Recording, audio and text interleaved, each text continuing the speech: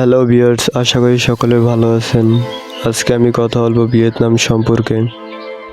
এই দেশটি প্রাকৃতিক সৌন্দর্যে ভরপুর। এই দেশটির সংখ্যাগরিষ্ঠ লোক বৌদ্ধ ধর্মের এবং কিছু আছে মুসলিম ধর্মের। ভিয়েতনামে অনেক মসজিদ মাদ্রাসা রয়েছে এবং এগুলো বর্তমানে বিদেশি পর্যটকদের আকর্ষণ বিন্দুতে থাকে। বর্তমানে ভিয়েতনামে মসজিদের মিনার থেকে আজানের প্রতিধ্বনি শোনা যায় এবং আজানের প্রতিধ্বনি শোনার পরেই স্থানীয় মানুষ মসজিদে নামাজ পড়তে আসে।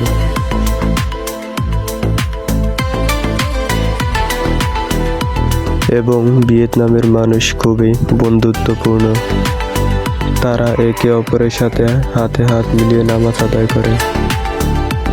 ভিয়েতনামে সারা দেশে মাত্র ৮০টি মসজিদ রয়েছে।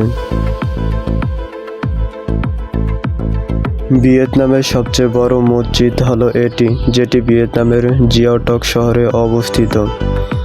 এই মসজিদটিতে প্রায় ১৩০০ মানুষ একত্রে নামাজ আদায় করতে পারে। এই মসজিদটি এখানকার স্থানীয় মানুষদের কাছে একটি ঐতিহ্যময় স্থান হিসেবে পরিচিত।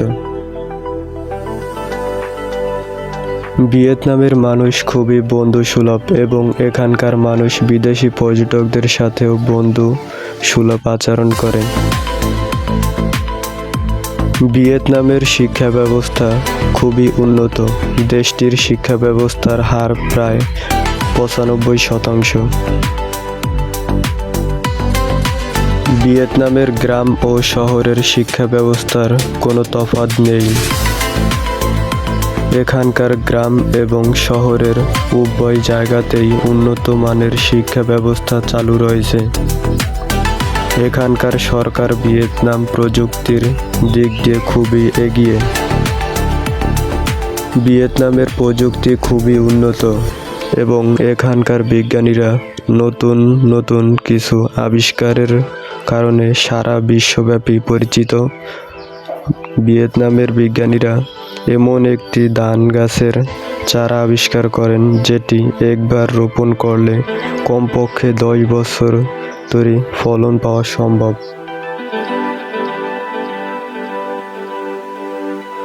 ভিয়েতনামে মানুষের চেয়ে মোটরসাইকেলের সংখ্যা বেশি।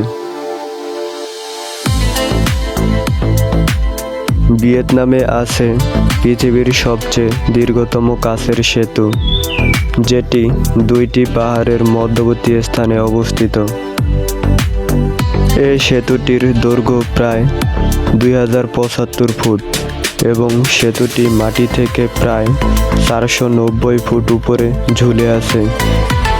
ভিয়েতনামের এই সেতুটির নাম দ্য বেস লং। সেতুটিতে ঝকঝকে সাদা কাচ ব্যবহার করা হয়েছে। আপনি যদি এর উপরে দাঁড়িয়ে নিচে তাকান তাহলে তা কাচের ভিতর দিয়ে স্পষ্ট বোঝা যাবে। এ সেতুটি প্রায় ৫০০ জন মানুষের ভার বহন করতে সক্ষম।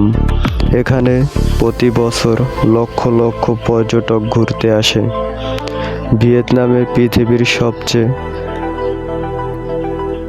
দীর্ঘতম সেতু হচ্ছে এটি দ্য বেস লং। এটি ভিয়েতনামের মেন শহরে অবস্থিত। ভিয়েতনামে পৃথিবীর সবচেয়ে দামি কফি উৎপন্ন করা হয়।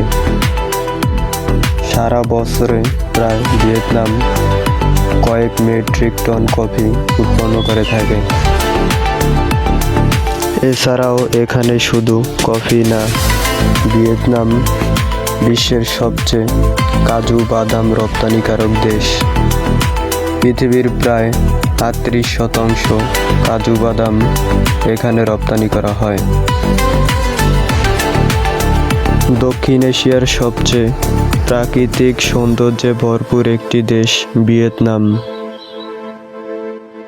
ভিয়েতনামের প্রাকৃতিক সৌন্দর্য দেখতে প্রতি বছর কোটি কোটি পর্যটক এখানে ঘুরতে আসে।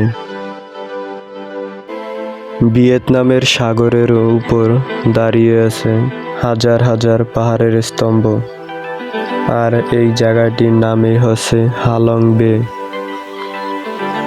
সাগরের উপর দাঁড়িয়ে থাকা এসব পাহাড় দেখতে প্রতি বছর কোটি কোটি পর্যটক ভিয়েতনামে ঘুরতে আসে। ভিয়েতনাম মূলত তার সৌন্দর্যের কারণেই সারা পৃথিবীব্যাপী এরকম আলোচিত। ভিয়েতনামের রাজধানী হচ্ছে হ্যানয়। এখানকার মানুষ কখনো রাতে ঘুমায় না বলে প্রচলিত আছে। এই শহরটিকে যদি আপনি রাতের বেলা তাকান তাহলে আপনার কাছে মনে হবে যে আমেরিকা কিংবা কানাডার মতো রাজ্যে আপনি আছেন। এর কারণ হলো এই দেশটি খুবই উন্নত, কারণ এই দেশটির নারীরা খুবই পরিশ্রমী পুরুষদের চেয়েও।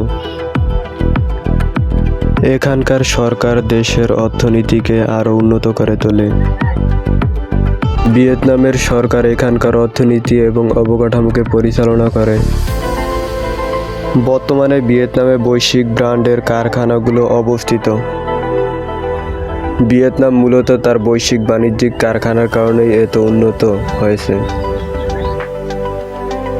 বর্তমানে ভিয়েতনামে বাণিজ্যিক ক্ষেত্রে কোনো ট্যাক্স প্রদান করা লাগে না, আর এই কারণেই দেশটির জনগণ এবং সরকারের প্রতিনিধিগুলো আরও সুন্দরভাবে জীবনযাপন করতে পারে এবং তাদের বাণিজ্যিক ক্ষেত্রে আরও ডেভেলপ করতে পারে। ভিডিওটি এই পর্যন্তই। যদি ভিডিওটি ভালো লাগে তবে লাইক, কমেন্ট এবং শেয়ার করতে পারেন এবং চ্যানেলটি সাবস্ক্রাইবও করতে পারেন। সকলে ভালো থাকবেন, সুস্থ থাকবেন। আসসালামু আলাইকুম। আর এরকম ভিডিও দেখতে চাইলে আমার চ্যানেলটি অবশ্যই সাবস্ক্রাইব করবেন।